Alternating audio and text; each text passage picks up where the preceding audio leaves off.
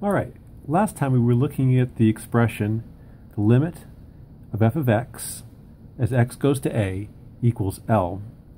And we had decided that that meant that as we plug values of x closer and closer to x equals a into f, we would get values closer and closer to x equals L. And last time we took a look at that from the standpoint of building a table. This time I'd like to take a look at the same concept via a graphical approach. Let's start with an example, reminding ourselves what a graph tells us about a function, how to read a graph. So let's call this first function y equals f of x. So the graph will be y equals f of x. The function is called f. And we will draw a picture in here as best we can.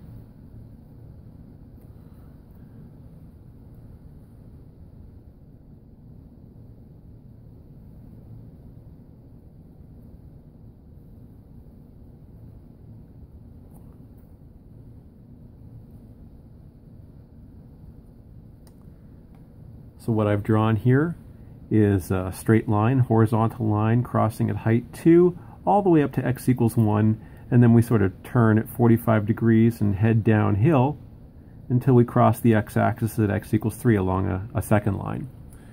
And let's go ahead and see if we can read this graph to find the value of the function in a few spots.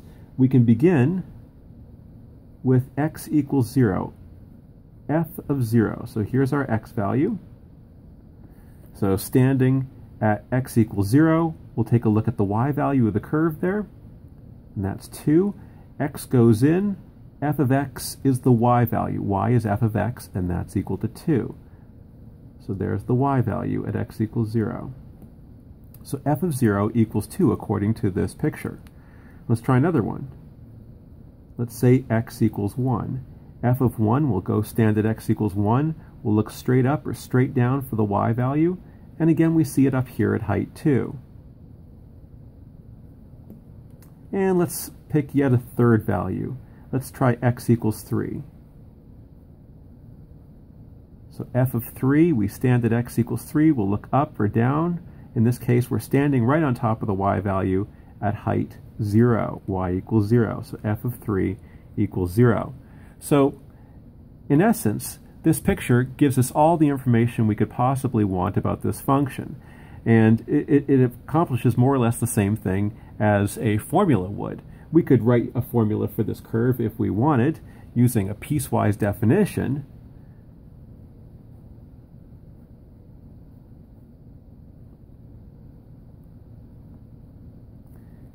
This picture sort of split into two parts. To the left of x equals 1, we basically have the constant function 2, no matter what x is, as long as we're to the left of x equals 1, the y value is equal to 2. So it's equal to 2 so long as x is less than or equal to 1.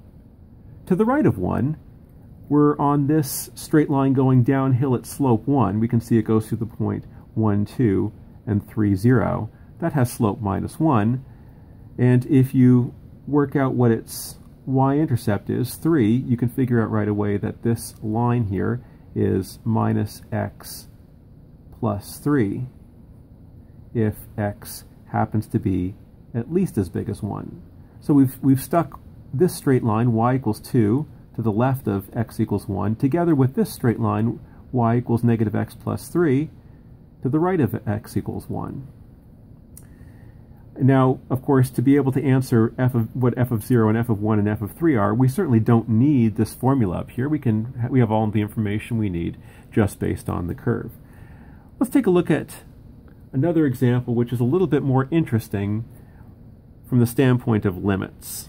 So I'm going to put an open circle here right on top of the 1 on the x-axis, and we will draw a straight line going through that circle.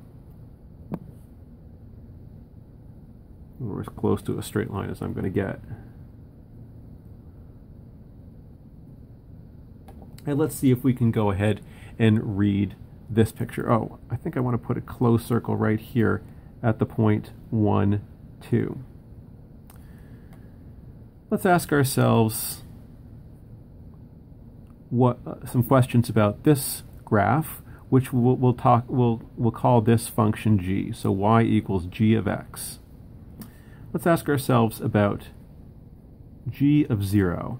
Again, we'll go stand at x equals 0 and check the y value. In this case, the y value at x equals 0 is 1. So g of 0 is equal to 1. Let's try g of 1. We go ahead and stand at 1, and we see an open circle and a closed circle. If there are circles at a particular x value, you want to figure out what the value of the function is, look for the closed circle, assuming there is one. So g of 1 is up here at height 2, so g of 1 equals 2. Let's take a look at the limit as x goes to 1 of g of x. This is asking a very different question than what we asked right here. G of 1 equals 2 says, what's the y value right at 1? As the limit as x goes to 1 of g of x, that says we let x get to be very close to 1, but not equal to 1, and see what the y values are getting close to. So imagine yourself as a little ant, and we're going to walk in closer and closer to x equals 1, and as we walk in, we will check these y values and see what they're getting very close to. So as we get closer and closer to x equals 1 from the right, the y values are approaching 0 from the bottom side, and they're getting closer and closer to y equals 0. As we walk in from the other side, you can see that the y values are again getting closer and closer to 0. So as x gets very close to, but not equal to 1, the y values, y equals g of x, the y values are getting very close to 0. So the limit as x goes to 1 of g of x happens to be 0 in this case. So you can see that g of 1, which is 2, is not equal to the limit as x goes to 1 of g of x. Let's take a look at the limit as x goes to 0 of g of x. So we will walk into 0 from both sides. We're getting closer and closer to x equals 0. We will check these y values and see what they're getting closer and closer to. From this side, the y values are getting closer and closer to 1. And from this side, the y values are getting closer and closer to 1. You can see that as x gets closer and closer to 0, the y values get closer and closer to 1.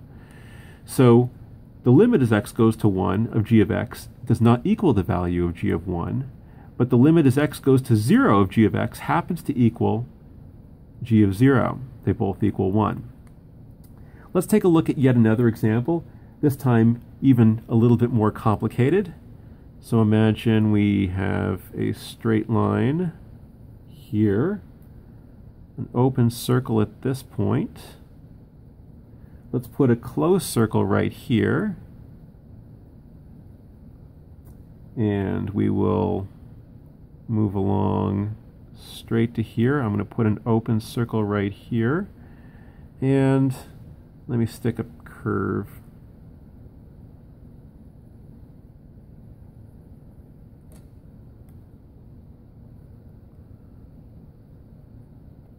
And now we have a more complicated picture.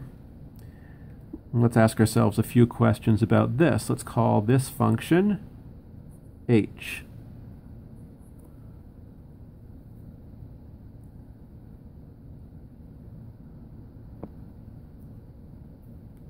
Let's ask ourselves about h of 1. Again, we stand at x equals 1. We'll look for the closed circle if it exists, and we see it does at height 2. So h of 1 is equal to 2. Let's take a look at the limit as x goes to 1 of h of x. So we're going to get closer and closer to x equals 1 from both sides, and we will check the y values. As we get closer and closer to x equals 1 from the left, we can see that the y values are getting closer and closer to 1.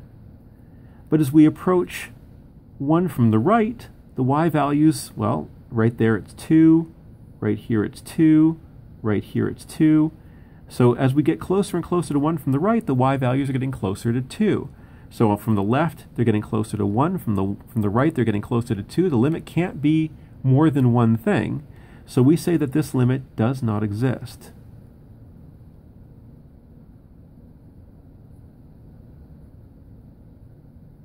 Or D and E for short. Let's take a look at h of 2. So we stand at x equals 2, and we see a circle there. We'll look up and down for a closed circle to see if it exists. There isn't a closed circle there. What that means is that the function isn't even defined at x equals 2. So h of 2 is undefined. We won't say it doesn't exist. We reserve that primarily for limits.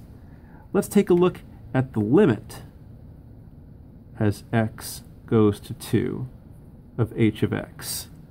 So you're going to approach 2 from the left and from the right. Check these y values, see if they're getting close to something in particular. And in fact they are. And that's right, they're getting closer and closer to y equals 2.